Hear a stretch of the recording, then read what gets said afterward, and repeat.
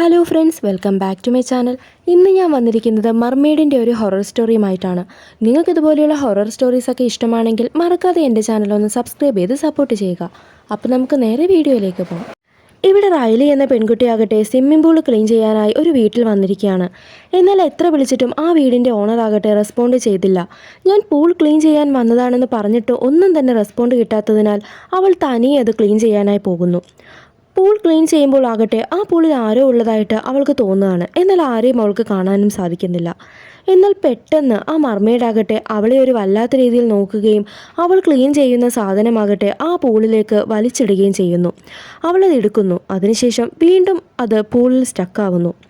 അവളത് വലിക്കാനായി നോക്കുമ്പോൾ അവളെ ആ പൂളിലേക്ക് വീഴുകയാണ്. ആ സമയത്ത് അവളുടെ തൊട്ടുപിറകിൽ ആ മർമെയ്ഡ് വന്ന് നിൽക്കും. എന്നാൽ അവൾക്ക് അവിടെ ആരെയും കാണാൻ സാധിക്കില്ല. ആ മർമെയ്ഡാകട്ടെ അവളെ ആ പൂളിൻ്റെ അടിയിൽ കൂടി വന്ന് മുക്കുന്നു. അവൾ പേടിച്ച് രക്ഷപ്പെടാനായി നോക്കുന്നെങ്കിലും അതിന് സാധിക്കാതെ അവൾ മരിച്ചു പോവാണ്.